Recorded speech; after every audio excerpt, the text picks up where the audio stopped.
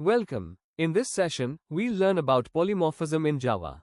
Don't worry, it sounds complicated, but I'll make it super simple. By the end, you'll clearly understand what polymorphism is, why it's important, and how to use it with real examples. Polymorphism simply means many forms. In Java, it means that one thing can behave in different ways.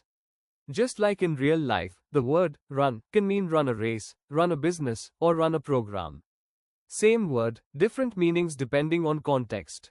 That's polymorphism in action. In Java, polymorphism mainly comes in two types. First, compile-time polymorphism, also called method overloading. Second, runtime polymorphism, also called method overriding.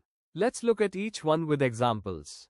Method overloading happens when you use the same method name, but with different parameters. The Java compiler decides which method to call at compile time, based on the arguments you provide. This makes your code more flexible and easier to use.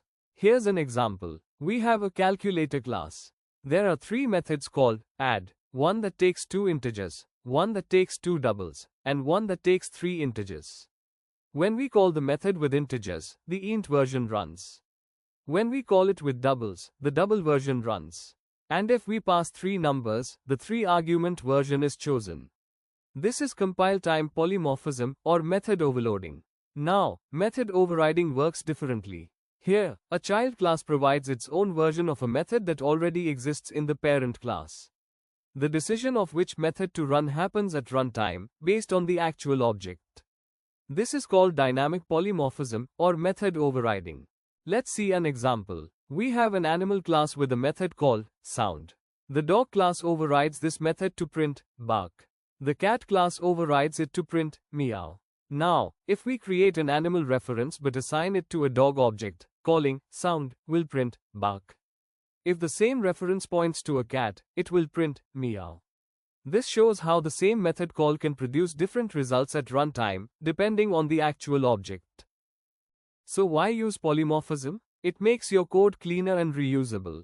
You can write general code once, and it will work with any child class.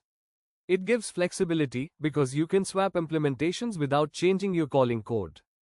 And it makes your program scalable, letting you add new types easily in the future. Let's quickly recap.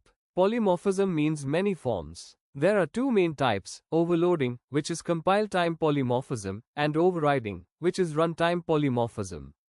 Together, these make Java flexible and powerful, letting you write code that adapts to different behaviors. That's it. Now you understand polymorphism in Java.